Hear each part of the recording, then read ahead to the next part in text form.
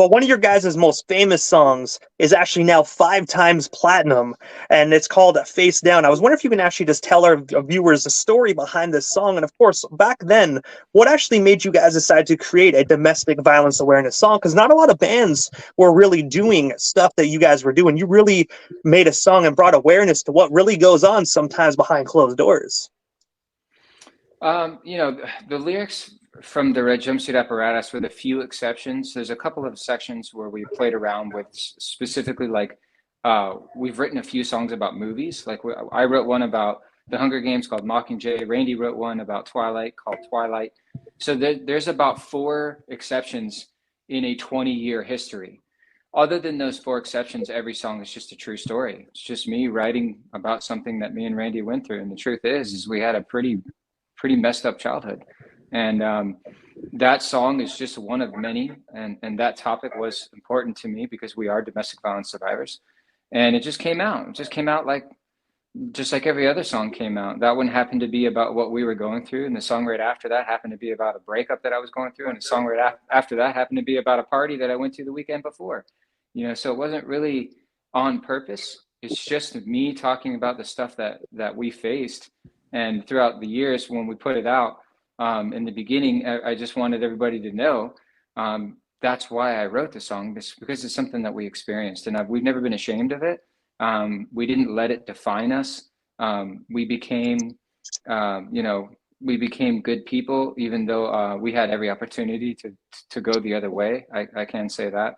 And for us, it was a very clear choice, because a lot of the people who grew up in the neighborhoods that we grew up in and who were in similar situations went the other way, and they wound up in jail or dead or in worse situations. And I don't know, we kind of just looked out for each other, is how I like to say it. And it's just, I don't want to downplay Face Down. It just is, they're all face down. That's the truth, to be honest with you. It's another story of something that we've gone through.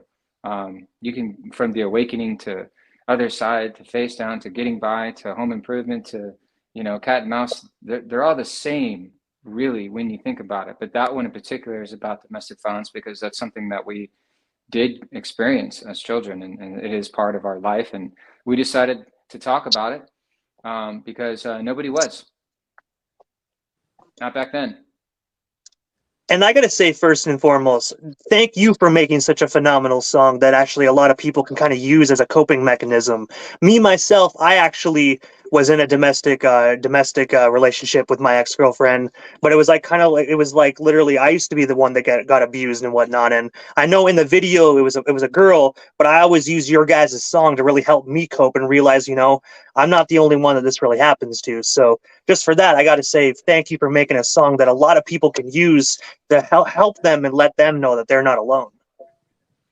Absolutely, man.